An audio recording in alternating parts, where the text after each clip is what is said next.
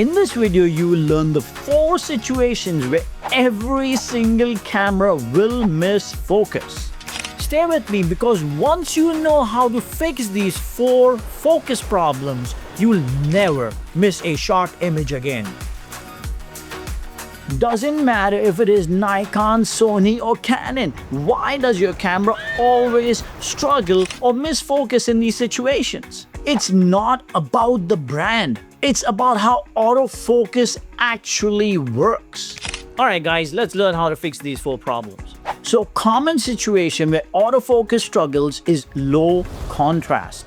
Like birds or animals that don't have much difference between the eyes and the face. For instance, the skimmer bird, a black horse with black eyes, or any other subjects that eyes are matching with their face. When the eyes and the face are the same tone, autofocus has a very tough time. In this case, your camera system really struggles. And since it's struggling, it goes slower. And when it goes slower, you get blurry images because it's focusing after the action has already happened. Cameras love contrast. It gives them something to lock onto. If your subject has patterns or some kind of tonal variety, your autofocus of your camera will lock focus faster. Okay, this is how you'll fix the low contrast issue. First of all, try to focus on the eye. It's usually the most critical point and often has just a little bit of natural contrast. Watch where the animal is looking, because if it's looking in a direction where it's brighter, you will see the reflection of the brighter thing that it's looking at in its eye. That's all your camera needs to lock focus on.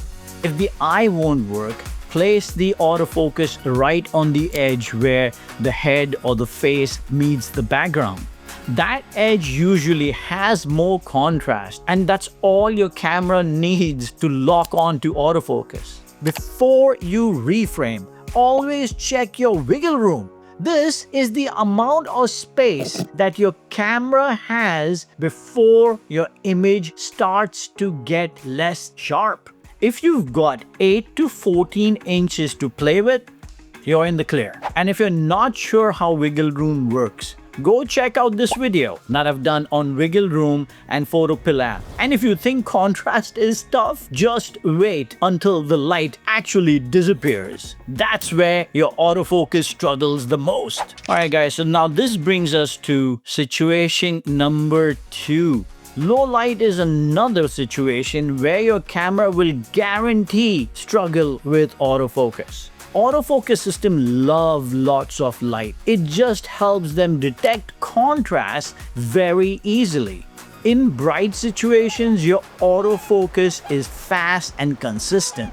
But as soon as the light drops, so does your autofocus. Early morning, late evening, or even in a dark, cloudy day, everything changes. Your focus becomes sluggish or sometimes just refuses to work at all. So what can you do in low light? First, give your autofocus of the camera more light. Open up your exposure, but keep a check on your histogram. Push your histogram to the right just enough so your autofocus has more light to see and autofocus for you correctly. Second, wait for the right light. Wait for the right conditions. I do this all the time.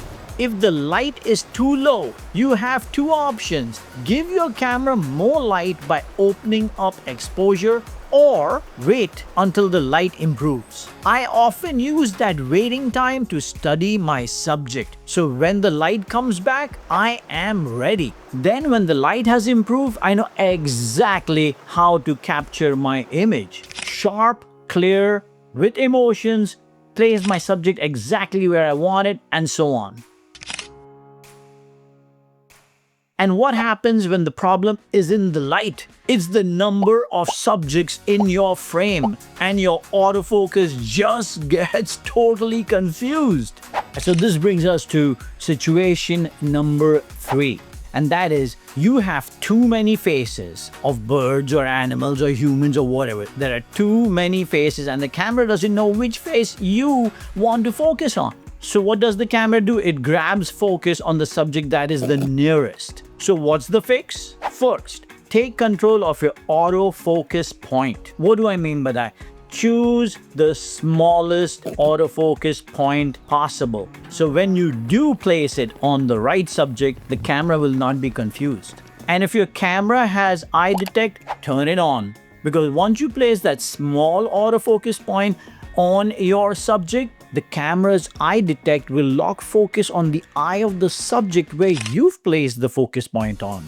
So what happens is that when the autofocus is small, the camera ignores the rest of it and it knows exactly what you want to focus on. The small point that you have selected tells the camera, hey, this is my main subject. This is what I am trying to focus on.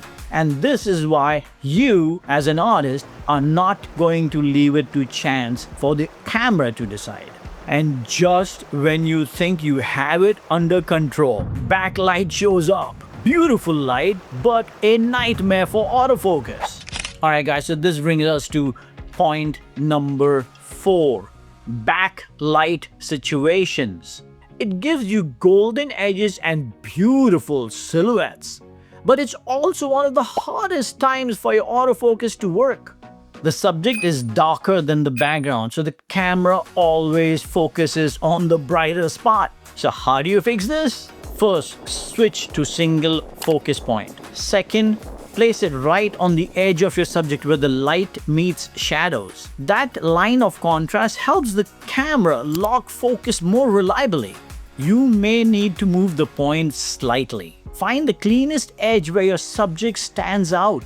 When the camera grabs onto that contrast, your focus locks much more consistently. Backlight will always be tricky, but with these adjustments, you can turn a tough situation into one of the most striking images you'll ever capture.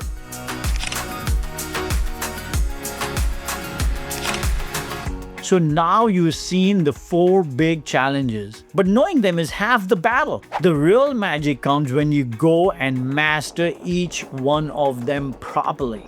So reminder, autofocus fails in 4 places: low contrast, low light, too many faces, and backlight. And you know how to overcome each one of them. Alright guys, go practice, go on location, and just practice, practice, practice. I promise you, you will get better.